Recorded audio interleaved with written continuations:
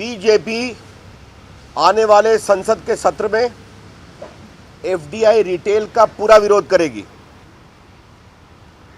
ये देश के हित में नहीं है और इस बारे में क्या रणनीति होगी इसकी चर्चा हम एनडीए के अंदर करेंगे और बाद में बाकी पार्टियों से भी समन्वय करेंगे, कोऑर्डिनेट करेंगे।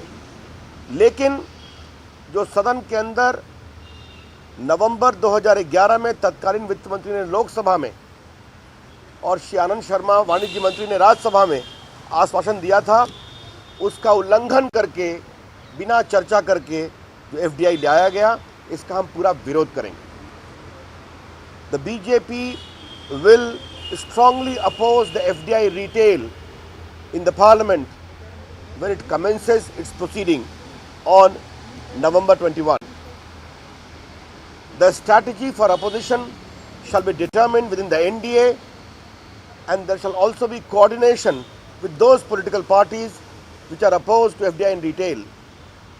The BJP would like to put the government on the map as to why and how the categorical assurance given by the then finance minister in the Lok Sabha and the commerce minister in the Raj Sabha has been openly violated. This decision of FDI in retail is not in the interest of the country. मित्रों, हमारे राष्ट्रीय अध्यक्ष श्री नितिन गडकरी की पूर्ति company के बारे में श्री गुरुमूर्ति जी ने पूरे मामले को विस्तार से विश्लेषण करके हमें बताया था। श्री गुरुमूर्ति एक बहुत ही प्रसिद्ध चार्टर्ड अकाउंटेंट हैं और वित्तीय विश्लेषक हैं और कल भी उन्होंने स्पष्ट कहा था कि जब उन्होंने पूरे मामले की विस्तार से जांच की तो स्पष्ट आया कि पूर्ति कंपनी में इन्वेस्टमेंट में कोई गड़बड़ी नहीं है और कल भी उन्होंने अपनी बात को दोहराया है।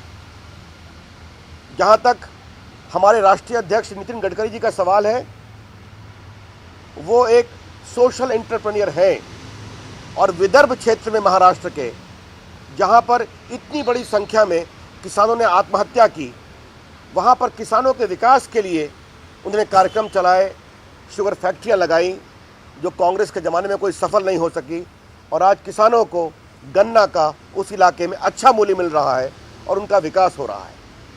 अतः मूल रूप से श्री गडकरी जी एक सोशल एंटरप्रेन्योर हैं, ये हम स्पष्ट करना चाहेंगे। फ्रेंड्स, श्री गुरुमूर्ति इज तो मुझे कांग्रेस पार्टी से 3-4 सवाल पूछने हैं। रॉबर्ट वाड्रा के कारनामों की जांच क्यों नहीं हो रही? रोज नए नए सबूत आ रहे हैं। हरियाणा में, राजस्थान में किस प्रकार से जमीन देने में उनकी और उनकी पेट्रन कंपनी को मदद किया गया। पूरे तथ्यों को छुपाने की कोशिश की जा रही है। श्री रॉबर्ट वाड्रा को बचाने की कोशिश क्यों की जा रही है, हम भारत सरकार से पूछना चाहेंगे। पूरी कांग्रेस पार्टी खामोश है। उनके प्रस्ताव पारित होते हैं ईमानदारी पर और करप्शन के खिलाफ कार्रवाई पर। हम पूछेंगे रॉबर्ट वाड्रा और डीएलएफ ग्रुप ऑफ कंपनीज को जो इतनी बड़ी जमीन दी गई जिसमें नियमों की अवहेलना की गई, उस पर कोई ईमानदार जांच क्यों नहीं होती? डॉक्टर मनमोहन सिंह की भूमिका कोलगेट में क्या है? वो 3 साल कोयला मंत्री थे, क्या इसकी जांच हो रही है? आज जब रोज सीबीआई पा रही है कि कोयला ब्लॉक के आवंटन में गड़बड़ी हुई है, डॉक्टर मनमोहन सिंह जो 3 साल कोयला मंत्री थे, जिस समय ये सारे 142 कोल ब्लॉक दिए गए, उनकी जवाबदारी बनती है कि नहीं बनती है? हम लोग की सरकार की जांच करने की बात कही गई, हमने साफ साफ कहा जांच करिए। मीडिया में देखा कुछ नहीं मिला। क्या मनमोहन सिंह की कोयला मंत्री के रूप में प्रधानमंत्री के अलावे भूमिका की जांच की गई? तीसरी बात, एयरसेल मैक्सिस डील में सीबीआई ने सुप्रीम कोर्ट में कहा है कि उसे काम नहीं करने दिया जा रहा है ईमानदारी से। इन्फोर्समेंट डायरेक्टरेट ने भी कहा है। किसका दबाव है, देश जानना चाहता है।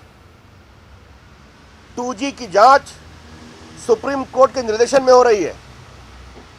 अगर सीबीआई और इन्फोर्समेंट डायरेक्टरेट सुप्रीम कोर्ट को यह कहता है कि हमें ईमानदारी से मलेशिया एंगल की जांच करने में रोका जा रहा है, तो किसका दबाव है? कांग्रेस पार्टी बताए, उनकी सरकार बताए। 2G के मामले में मनमोहन सिंह जांच से क्यों भागते हैं? अगर वो पीएससी के सामने आने को तैयार है तो ईमानदारी से अन्य जांच करने वाली संस्थाओं के सामने आने से परहेज क्यों कर रहे हैं? और अंतिम सवाल डॉक्टर मनमोहन सिंह से है, सीधा। उन्होंने सदन में आश्वस्त किया था कि जब शुंगलू कमेटी की रिपोर्ट आएगी तो हम जांच करेंगे और कार्रवाई करेंगे। शुंगलू कमेटी ने कॉमनवेल्थ गेम में के आयोजन में दिल्ली की मुख्यमंत्री श्रीमती शीला दीक्षित की सरकार को सीधे सीधे आरोपी कहा है।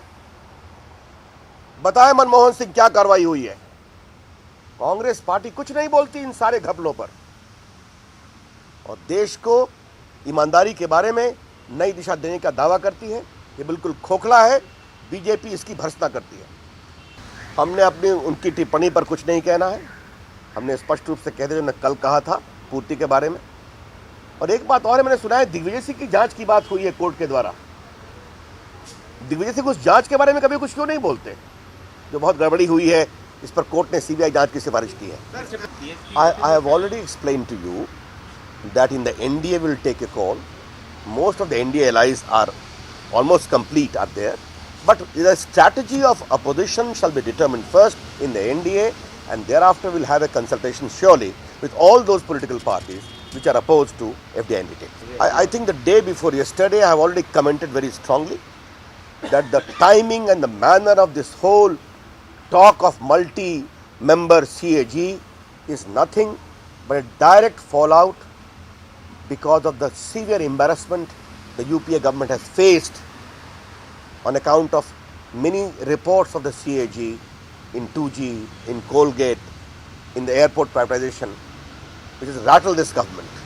It is not a bona fide off-the-cuff remark, and the BJP, both inside and outside the parliament, would strongly oppose it.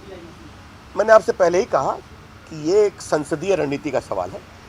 हम लोग एनडीए के अंदर चर्चा करेंगे और उन लोगों से भी बात करेंगे। इतना स्पष्ट है कि संसद के अंदर एफडीआई पर, रिटेल पर हम लोग की सर्वानुमति रहे। जो विरोध करते हैं इसका हम पूरा प्रयास करें। देखिए, मुझे इस दिखावा पर कुछ नहीं कहना है। आप बस में चलते हैं, कैसी गाड़ी में चलते हैं। मेरी पीड़ा ये है कि अगर ईमानदारी से कोयला घोटाला नहीं होता तो शायद 1,86,000 करोड़ बचता। अगर 2G नहीं होता तो 1,76,000 करोड़ बचता। अगर कॉमनवेल्थ के गेम में लूट नहीं होती तो 70,000 करोड़ रुपये बचते। उससे कितने अस्पताल बनते, कितना स्कूल बनता, कितनी सड़कें बनती, ये स्पष्ट है। अब मुझे इस पर कुछ नहीं कहना है, ऐसी बयानबाजी होती रहती है। नेशनल कॉन्फ्रेंस के लोगों को ये समझना पड़ेगा कि जम्मू कश्मीर भारत का अंग है और रहेगा। ये पूरा देश समझता है और जम्मू कश्मीर के लोग भी समझते हैं कि उनका भविष्य भारत के साथ ही है। Thank you.